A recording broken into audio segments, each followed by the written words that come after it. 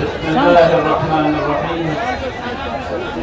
الحمد لله رب العالمين، والصلاة والسلام على سيد المرسلين وعلى آله وصحبه أجمعين. أما بعد، معزز اور محترم حاضرین، السلام علیکم ورحمۃ اللہ وبرکاتہ۔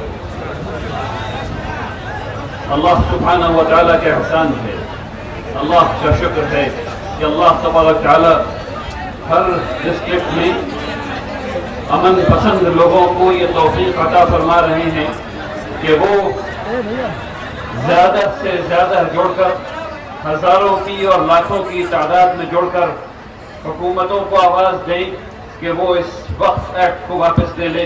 سبحان اللہ و بحمدہ، سبحان اللہ العظیم۔ اللہ سبحانہ و تعالیٰ کی حمد و ثنا کے بعد میں آج آپ تمام حضرات کا شکریہ ادا کرتا ہوں جو اس بڑی تعداد میں یہاں جمع ہوئے ہیں، تاحد نگاہ موجود ہیں، یہاں تک کہ ادھر پیڑ کے سائے تلے بھی لوگ جمع ہیں، اور جہاں تک وہ ہر ایک گھر تک نگاہ جو جا رہی ہے وہاں تک لوگ ہیں۔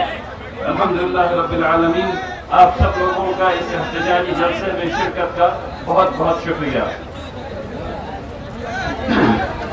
میرا کام آج آپ کے سامنے یہ ہے کہ میں آپ کے سامنے وہ وقف کو ایک خاص نقطۂ نظر سے بتاؤں کہ وقف کیا چیز ہے اور اس کے وقف ایکٹ سے کیا نقصان ہونا ہے۔ تو پہلے میں وہ بات بتانا چاہتا ہوں آپ کو کہ وقف کیا چیز ہے اور اس نے اس ملک کو کیا دیا ہے، انسانیت کو کیا دیا ہے، اور اس کے بعد میں اس کے اگر وقت رہا تو پھر نقصانات کے بارے میں بات کروں گا، یعنی وقف ایکٹ کے نقصانات کے بارے میں۔ ایک زمانہ گزرا ہے اس ملک میں جب دو لوگ ایک گھڑے سے پانی نہیں پی سکتے تھے، اور وہ زمانہ بہت دور کا نہیں ہے۔ ابھی صرف 2 سال پہلے ایک 8 سال کے بچے کو ایک غلط گھڑے سے پانی پینے کے لیے جان مار دیا گیا۔ ہم سب لوگوں نے سنا اس بات کو کہ راجستھان میں ایک 8 سال کے بچے کو غلط گھڑے سے پانی پینے کے لیے جان مار دیا گیا، اور یہ بھید بھاؤ اس ملک کی تہذیب میں رچا بسا ہے، اور اس کے اوپر وقف آ گیا۔ وقف نے کیا سکھایا؟ وقف نے اللہ کے ایک بندے کو توفیق دی، اور اس اللہ کے بندے نے اس زمین کو وقف کیا اور کہا یہاں کنواں کھدے گا اور اس کنویں سے سب لوگ پانی پیئیں گے۔ ایک زمانہ گزرا ہے کہ ہر کنویں سے ہر آدمی پانی نہیں پی سکتا تھا میرے بھائی۔ اس ملک کو ایک کنویں سے تمام لوگوں کو پانی پینا یعنی ایکوالٹی، یعنی کہ برابری، وقف نے سکھائی ہے۔ صرف اس صوبے میں 45,103 گاؤں ہیں۔ ان 45,103 گاؤں میں وہ لوگ جو آج یہاں موجود ہیں، یعنی کہ آج یہاں موجود ہونے والے لوگوں میں صرف مسلمان نہیں ہیں، آج یہاں دلت بھی موجود ہیں، مہا دلت بھی موجود ہیں، نچلے بھی موجود ہیں، اوپر والے بھی موجود ہیں، اگڑا بھی موجود ہے، پچھلا بھی موجود ہے۔ یہ سارے لوگ موجود ہیں، اور یہ سارے لوگ وقف کے اس کنویں سے، وقف کے اس چاپا کل سے برابری سے پانی پیتے ہیں، اور ان کو کوئی نہیں مارتا۔ تو وقف نے جو بات اس ملک کو سکھائی وہ تھی برابری کی پانی پینے میں۔ خوب غور سے سنیے، یہ بات آپ کو جا کے اپنے پڑوسی کو بتانی ہے، یہ بات آپ کو جا کے کم سے کم 10 لوگوں کو بتانی ہے، اور سب لوگوں کو بتانی ہے۔ وقت نے اس ملک کو فکری طور پر کیا دیا؟ برابری دی۔ کس چیز میں؟ پانی پینے میں۔ اس کے بعد وقت نے کھانے میں برابری دی۔ کیسے برابری دی؟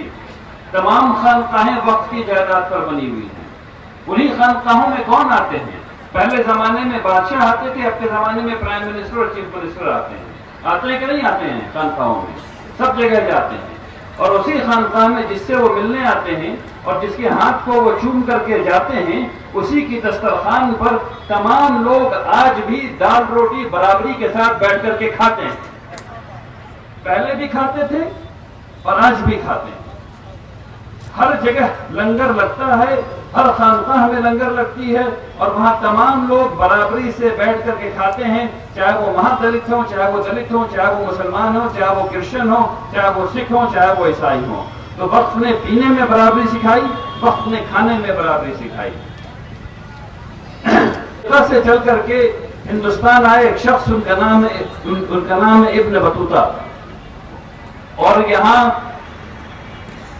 دلی میں گورنر رہے 5 سال۔ انہوں نے اپنی کتاب میں لکھا ہے کہ جب وہ گورنر تھے تو دلی میں 27,000 مدرسہ تھا، 27,000 مدارس تھے۔ ان 27,000 مدارس میں مسلمان تو نہیں پڑھ رہے تھے، اتنی تعداد تو مسلمانوں کی نہیں تھی، تو کون پڑھ رہا تھا؟ آپ لوگوں کو ایک شخص کا نام بتاتا ہوں، بہت لمبی فہرست ہے لیکن وہ نام جو معروف ہے، ایک شخص ان کا نام ہے ڈاکٹر سچیدانند سنہا صاحب۔ ڈاکٹر سچیدانند سنہا صاحب وہ شخص ہیں جن کا پیر جواہر لال نہرو صاحب نے پٹنہ آ کر کے چھوا تھا۔ انہوں نے کہاں پڑھائی کی تھی میرے بھائیوں؟ جن کے نام پر سنہا لائبریری پٹنہ میں ہے، وہ دور حدیث یعنی بخاری شریف پڑھ کر کے نکلے ہوئے ہیں، انہوں نے مدرسے میں پڑھائی کی۔ اس ملک میں عوامی تعلیم، پبلک ایجوکیشن وقف کی زمین سے آئی ہے، جہاں سب لوگ ایک ساتھ بیٹھ کر کے پڑھ سکیں، چاہے وہ نچلا ہو، چاہے وہ اگلا ہو، چاہے وہ پچھڑا ہو، سب لوگ ایک ساتھ بیٹھ کر کے پڑھ سکیں۔ یہ کس نے بتایا؟ یہ وقت نے بتایا۔ اس سے پہلے کی تعلیم جس میں حساب بھی پڑھایا جاتا تھا، جس میں تمام سبجیکٹ پڑھائے جاتے تھے، مدرسے کا مطلب ہے اسکول، اس اسکول میں تمام لوگوں کو عوامی تعلیم، پبلک ایجوکیشن فری مفت میں کس نے دی؟ وقت کی جائیدادوں نے دی، کسی اور نے نہیں دی۔ تو میں نے آپ کو بتایا پینے میں وقت نے برابری سکھائی، کھانے میں وقت نے برابری سکھائی، تعلیم میں وقت نے برابری سکھائی۔ اب میں آپ کو بتاتا ہوں صحت کے بارے میں۔ جتنے بھی ہاسپٹل قائم ہوئے خلافت کے وقت میں اور اس ملک میں، وہ سب کے سب وقت کی جائیداد پر بنے۔ اس زمانے میں ان کو مستشفیٰ کہا جاتا تھا، اس زمانے میں ان کو مطب کہا جاتا تھا۔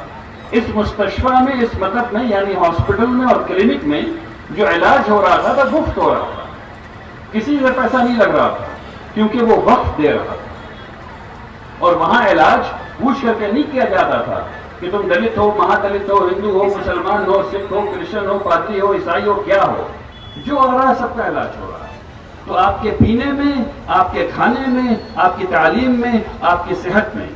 اور اس کے بعد سنیے، اگر کسی کو بھی تجارت کرنا ہے اور پیسے نہیں تو کسی اور کے پاس وہ جائیں گے، پیسہ ساہوکار کے پاس جائیں گے تو بیاج لگے گا، لیکن وقت کے پاس جائیں گے تو بیاج نہیں لگے گا۔ ایسے ادارے قائم تھے یہاں اس ملک میں جنہوں نے سکھایا کہ اگر کسی کو بھی وہ کرنا ہے، کیا کہتے ہیں اس کو، تجارت کرنی ہے، تو وہ سارے لوگ وقت سے جا کر کے پیسہ لے کر کے اپنی تجارت قائم کیا کرتے تھے۔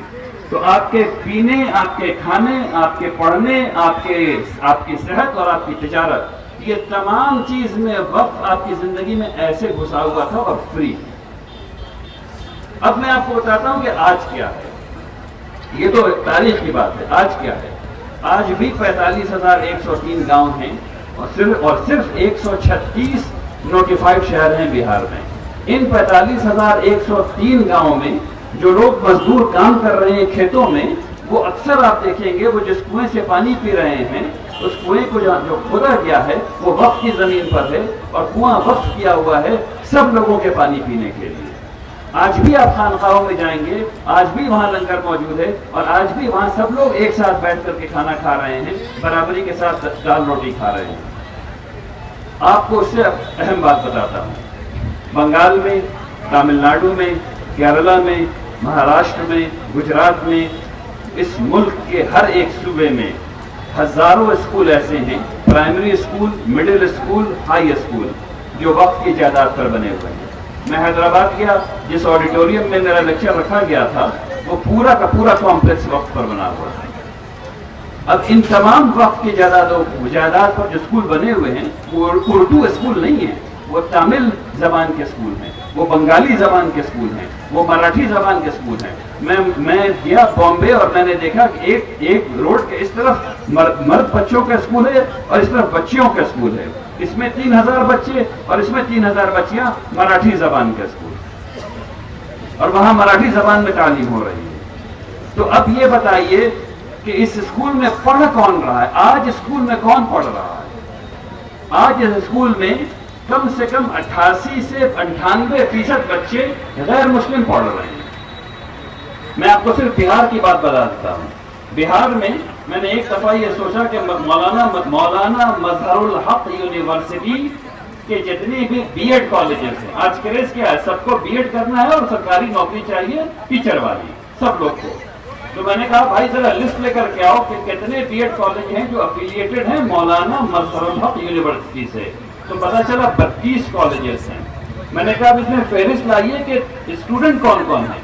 تو پتا چلا کہ 50 کم سے کم 85% بچے اس میں غیر مسلم ہیں اور زیادہ سے زیادہ 98%، یعنی وقف کی جائیداد پر چلنے والے مسلمانوں کے ذریعے چلائے جانے والے ایک کالج میں 100 سیٹ میں 98 غیر مسلم بھائی پڑھ رہے ہیں، اور ہم لوگ اس بات کو اپنے بھائیوں کو نہیں بتا رہے ہیں۔ ہم لوگوں کو پتہ ہی نہیں کیسا ہو رہا ہے۔ رحمانی ہیلتھ کیئر کیمپ چلتا ہے، اس میں 5000 کیٹریکٹ سرجری ہوتی ہے۔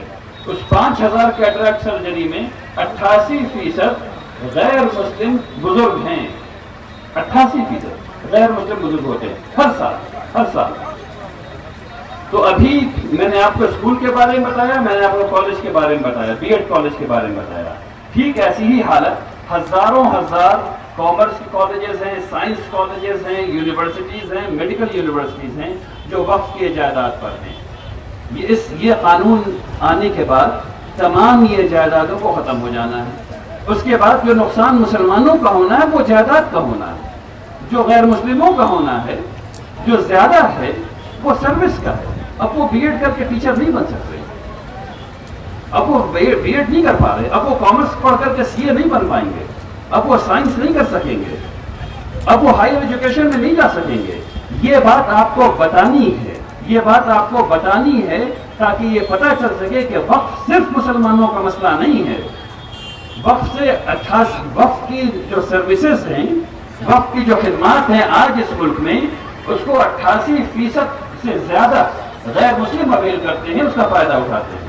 یہ بتانے کی ضرورت ہے آج، تاکہ ہم سب لوگ آج جو آپ یہاں دیکھ رہے ہیں، یہاں ہر رنگ کے لوگ موجود ہیں، ہر تنظیم کے لوگ موجود ہیں، ہر پولیٹیکل پارٹی کے لوگ موجود ہیں۔ آج یہ سب لوگ کے آنے سے جو اتحاد پیدا ہوا ہے، جو قوت ملی ہے، یہی قوت چاہیے اس ایکٹ کو ہٹانے کے لیے۔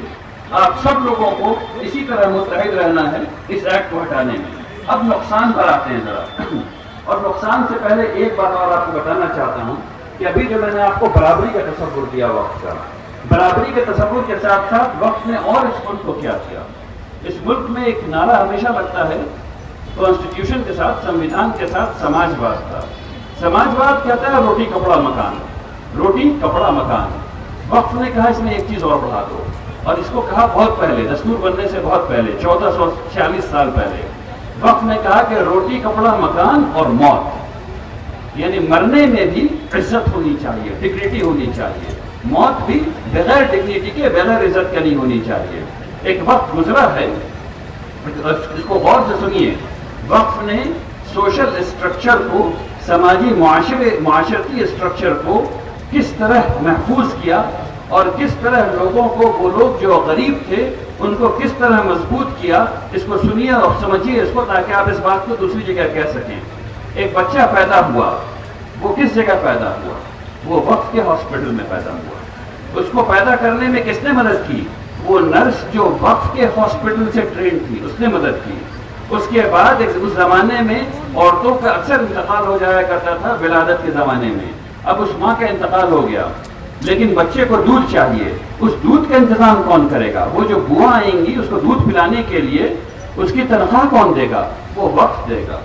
اس کے بعد وہ بچہ بڑا ہوا، اس کی تعلیم کا انتظام کون کرے گا؟ اچھا ابھی نوٹس کیجئے، ابھی تک باپ ماں نے ایک پیسہ خرچ نہیں کیا، دادا دادی نے ایک پیسہ خرچ نہیں کیا۔ اب وہ بچہ بڑا ہو رہا ہے، بچہ بڑا ہو گیا ہے اور اس کو اسکول جانا ہے، مدرسہ جانا ہے، تو وہ کون دے گا؟ وہ وقف دے گا، وہ بھی مفت ہوگا۔ اس کے بعد وہ تھوڑا اور بڑا ہوا ہے، اس کو ہائر اسٹڈیز میں جانا ہے، اس کو اونچی تعلیم حاصل کرنی ہے، وہ کون کرائے گا؟ امام غزالی کہاں سے پڑھ کے نکلے بھائی؟ وقف کی جائیداد سے پڑھ کر کے نکلے. جتنے علماء نکلے ہیں بڑے بڑے وہ سب وقف کی جائیداد کے پڑھے ہوئے ہیں. یعنی اس پہ جو مدرسہ قائم تھا اس پر انہوں نے پڑھائی کی. تو وہ آگے بڑھا, اس نے اونچی تعلیم حاصل کرنی ہے, وہ کہاں سے کرے گا؟ وہ وقف کی جائیداد سے کرے گا. اس میں بھی کوئی فیس باپ ماں کو دینی نہیں پڑی ہے. اس کے بعد اس کی شادی ہو رہی ہے اور لڑکی جو آ رہی ہے اس کے پاس کپڑا نہیں ہے, کپڑا کون دے گا؟ وقف کی جائیداد سے کپڑا ملے گا. اس کے پاس حتیٰ کہ زیور نہیں ہے, زیور کون دے گا؟ وقف کی جائیداد سے اس کو زیور ملا کرتا تھا. اس کے بعد اس کی نوکری چاہیے, تجارت چاہیے, پیسہ کون دے گا؟ بغیر انٹرسٹ والا وقف والے دیں گے. تو وقف سے پیسہ لے کر کے اپنا بزنس سیٹ اپ کرے گا اور وہ واپس کرے گا پیسہ وقف کو. اس کے بعد وہ اس کو جب وہ اس کو روحانیت آئے گی, اس کو دل کرے گا نماز پڑھنے کے لیے, تو وہ کہاں جائے گا؟ وہ وقف کی جائیداد پر بنی ہوئی جو مسجد ہے اس پر جا کر کے نماز پڑھے گا اور اس پر نماز پڑھ کر کے اللہ سے دعا لگائے گا. اس کے بعد اس کا انتقال ہوگا اور اس کو کفن اور دفن دونوں دیا جائے گا اور وہ بھی مفت ہوگا اور وہ بھی وقف کی جائیداد پر ہوگا اور وقف کے پیسے سے ہوگا. ایک پیسہ آپ کے پورے میجر لائف ایونٹ میں جو گزر گیا, ایک پیسہ آپ کا نہیں لگنا ہے. ایک غریب بھی اگر وقف صحیح ڈھنگ سے قائم ہو جائے, جو خلافت کے زمانے میں ہر کمیونٹی میں کیا گیا, جو خلافت کے زمانے میں ہر کمیونٹی میں کیا گیا کہ ایسی ایسی جائیداد بنائی گئی, ایسا ایسا وقف قائم کیا گیا جس سے کہ پورے معاشرے کو مالی تعاون ملا اور سب لوگ باعزت زندگی گزار سکیں اور برابری کی زندگی گزار سکیں. تو آپ کو وقف نے برابری سکھائی اور آپ کو وقف نے یہ بتایا کہ اگر ایسا کام کرو گے تو میجر لائف ایونٹ میں پیسہ دینے کی ضرورت نہیں ہے, سب کام وقف کے ذریعے ہو جائے گا. یہ وہ دو تصورات ہیں وقف کے جو آپ کو سمجھنے ہیں اور آپ کو بتانے ہیں تاکہ سب لوگوں کو پتہ چلے کہ وقف کی جو خرابی پیدا ہوئی جب انگریزوں نے دیکھا کہ حکومتیں کیسے کام کرتی ہیں, وہ ٹیکس جمع کرتی ہیں پھر ٹیکس آپ کو دیتی ہیں تاکہ آپ ان کے تابع رہ سکیں. ٹھیک ہے نا. انگریزوں نے دیکھا کہ یہاں تو کچھ ہو ہی نہیں رہا, اس گروہ کو, اس معاشرے کو میری ضرورت ہی نہیں ہے. یہاں پیدا ہونے سے لے کر کے مرنے تک کا انتظام لوگوں نے کر رکھا ہے, وقف کی جائیداد سے ہو رہا ہے. تو انہوں نے وقف کی جائیداد کو خراب کرنا شروع کیا, وقف کی جائیداد کو سلب کرنا شروع کیا. پھر آواز اٹھی کہ آپ ایسا نہیں کر سکتے ہیں, تو 1864 کا وقف ویلیڈیٹنگ ایکٹ بنا پہلی دفعہ, اور وہاں سے خرابی شروع ہوئی اور وہاں سے خرابی شروع ہوئی. اور پھر ہم لوگ چونکہ ہار گئے انگریزوں سے, اس لیے سارے تصورات ہمارے ضائع ہو گئے, ہم لوگ بھول گئے اس بات کو. لیکن اس وقف ایکٹ نے ہمیں وہ موقع دے دیا ہے اور اس وقف ایکٹ کو ہٹانے کا یہ سب سے اہم ذریعہ ہے. اگر ہم لوگ وقف کے تصور کو دوبارہ لڑ کر کے حاصل کر لیں, وقف کے بارے میں اتنا پڑھیں اور اتنا پڑھائیں کہ حکومتوں کو پتہ چل جائے کہ اچھا جو ہم ختم کرنے گئے تھے وہ زیادہ اچھے طریقے سے واپس آ رہا ہے. یہ بات سمجھ میں آ گئی ہے لوگوں کو کہ وقف سے برابری کا تصور ایسے آئے گا. یہ بات سمجھ میں آ گئی ہے لوگوں کو کہ غربت ایسے ہٹائی جائے گی. اگر یہ بات ہم لوگ کرنا شروع کر دیں تو یہ ایکٹ ایسے ہی ہٹ جانے والا ہے 2 دن میں. اگر یہ بات کرنا شروع کر دیں, اب اس بات کو سمجھیے کہ اس سے جو نقصان ہے, میں نے آپ کو بھی بتایا کہ ہمارے غیر مسلم بھائیوں کا کیا نقصان ہے.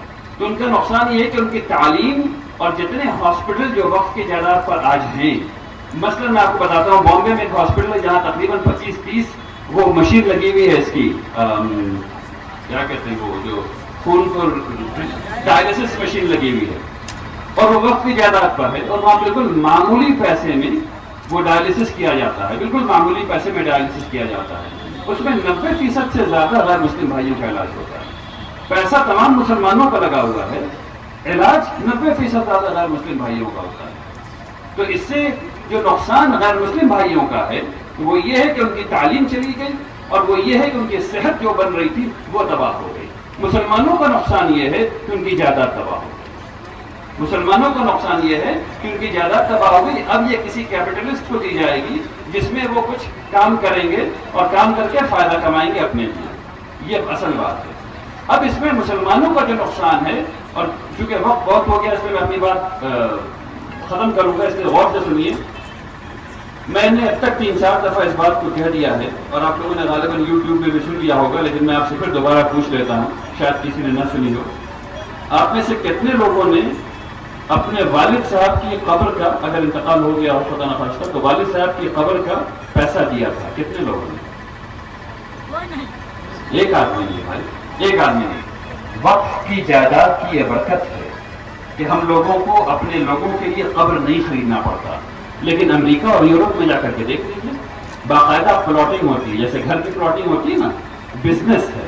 لوگ بڑا بڑا لینڈ شہر کے باہر 25 کلومیٹر 30 کلومیٹر 50 کلومیٹر خریدتے ہیں اور اس کو خوبصورت لینڈ اسکیپنگ کرواتے ہیں، ہرا ہرا پیڑ ویڑ لگواتے ہیں، اس میں گول گول روڈ بناتے ہیں، اور اس کے بعد اس کی پلاٹنگ ہوتی ہے، اور پلاٹنگ کر کے ہر ایک قبر 15 لاکھ 16 لاکھ 20 لاکھ روپے میں بکتی ہے، اور لوگ اس کو خریدتے ہیں اور پھر اس میں دفن ہوتے ہیں۔ اس ایکٹ کے بعد جو ہونے والا ہے ریئلسٹکلی وہ یہ ہونے والا ہے کہ آپ میں سے ہر ایک آدمی کو اپنے والد کی، اپنے اماں کے لیے قبر خریدنی پڑے گی۔ اب آپ لوگ دیکھ لیجئے کہ آپ لوگ کے پاس جیب میں اتنا پیسہ ہے خریدنے کا کہ نہیں خریدنے کا، اس بات کو دیکھ لیجئے۔ اور سب کو دفن ہونا ہے، سب کو دفن ہونا ہے، اس لیے اس بات کو سمجھ لیجئے کہ آپ کو اپنے بارے میں سوچ لیجئے کہ اگر آپ کے پاس اتنا پیسہ نہیں ہے تو بچے خیال کرنے والے آج کے زمانے میں نہیں ہیں، تو پھر آواز اٹھے گی مسجد سے کہ بھائی فلاں صاحب کا انتقال ہو گیا، فجر میں بھی، ظہر میں بھی، عصر میں بھی، مغرب میں بھی، عشاء میں بھی، ہر محلے میں لوگ کا انتقال ہو رہا ہے، تعداد زیادہ ہے مسلمانوں کی الحمدللہ، انتقال ہو رہا ہے خوب، تو ہر جگہ ہر مسجد میں یہ آواز اٹھے گی کہ بھائی ان کے پاس پیسہ نہیں ہے، اب قبر کا پیسہ لیجیے، اور جس کا پیسہ جمع نہیں ہو سکے گا اس کو سمجھ لیجیے کہ کیا ہوگا، اس کو اس بات کو سمجھ لیجیے کہ کیا ہونے والا ہے۔ تو اگر ایسی چیزوں میں نہیں پڑھنا ہے، اس کے بعد مسجد ہے، تمام مساجد جتنی ہیں وہ سب کے سب وقت کی جائیداد پر ہیں، اور وہ سب کے سب ختم ہو جانے ہیں، تو نماز کہاں پڑھنے والے ہیں آپ؟ جو آپ کی عیدگاہیں ہیں وہ ختم ہو جانے والی ہیں، تو نماز کہاں پڑھنے والے ہیں آپ؟ اور اگر ان سب چیزوں سے ہونے سے بچانا ہے تو جو بات میں نے ابھی آپ کو بتائی ہے وہ اپنے بھائیوں کو بتائیے، برادران وطن کو بتائیے، تمام لوگوں کو بتائیے، متحد رہیے اور جڑے رہیے اور اس احتجاج کو کرتے رہیے۔ ایک بات کا خیال رکھیے، ہم لوگوں کو اس احتجاج کو جمہوری طور پر نان وائلنٹ طریقے سے پیسفلی کرتے رہنا ہے۔ آج کے احتجاج میں کچھ لوگوں کو شاید لگ رہا ہو کہ ہم لوگوں نے حق ادا کر دیا، نہیں، ابھی بسم اللہ بھی نہیں ہوئی، ابھی ڈھنگ سے بسم اللہ بھی نہیں ہوئی میرے بھائی، ہم لوگوں نے ابھی شروعات کی ہے، یہ پہلا دور ہے، اس کے بعد ادوار آتے رہیں گے جب تک کہ یہ قانون واپس نہیں ہو جاتا۔ ہم لوگ احتجاج کرتے رہیں گے جب تک کہ یہ قانون واپس نہیں ہو جاتا ہے انشاءاللہ۔ اب اس سلسلے میں جماعت شرعیہ نے ایک پروگرام بنایا ہے جو آپ لوگوں تک پہنچے گا، اس میں سب سے اہم بات یہ ہے کہ ہم لوگوں کو رسول اللہ صلی اللہ علیہ وسلم کی ایک سنت کو زندہ کرنا ہے، اور وہ سنت ہے جمعرات اور پیر کے روزے کی۔ تو ابھی صرف جمعرات کے روزے کے بارے میں بات کر لیتے ہیں۔ ہر جمعرات کو ہم لوگ روزہ رکھیں گے تاکہ ہم لوگوں کو ایمانی صحت مل سکے، تاکہ ہم لوگ احتجاج کر سکیں۔ ہر جمعرات کو انشاءاللہ کریں گے، روزہ رکھیں گے سب لوگ انشاءاللہ جی۔ اور اس کے ساتھ ساتھ اتنا ہی ضروری ہوگا اجتماعی افطار۔ یاد رکھیے اس بات کو، روزہ بھی رکھنا ہے اور اجتماعی افطار بھی کرنا ہے، یعنی کہ مسجد میں یا کھلی جگہ افطار کرنا ہے، اور تاکہ وہ لوگوں کو دکھے کہ اتنے ڈھیر سارے لوگ روزہ رکھ رہے ہیں، قوت آ رہی ہے، آپ کے ذہن میں بھی رہے کہ وقت ایک چیز ہے جس کے احتجاج چل رہا ہے اور اس کو اجتماعی طور پہ کرنا ہے۔ اس کے علاوہ ہم لوگ جمعرات کو کچھ کریں گے، جمعہ کو کچھ کریں گے، سنیچر کو کچھ کریں گے اور اتوار کو کچھ کریں گے۔ ان 4 دنوں میں ہر ہفتے ایک نہ ایک ایکٹیویٹی ہوتی رہے گی، اور آپ لوگوں کو اس کے بارے میں انشاءاللہ امارت کی طرف سے ہدایت آتی رہیں گی تاکہ وہ کام ہوتا رہے باذن اللہ تعالی۔ ایک اور بات یہ ہے کہ آپ سب لوگوں کو ہر جمعے کو کالی پٹی لگا کر کے نماز پڑھنے جاتے رہنا ہے جب تک کہ یہ ایکٹ واپس نہیں ہو جائے، اس کو بھولنا نہیں ہے، وہ لگا کر کے رکھنا ہے انشاءاللہ۔ دیکھیے اب چونکہ وقت بالکل نہیں ہے، اس لیے میں چاہتا ہوں کہ آپ سب لوگ میرے ساتھ یہ عہد کریں، اور اس عہد کے لیے میں چاہتا ہوں کہ آپ سب لوگ کھڑے ہو جائیں۔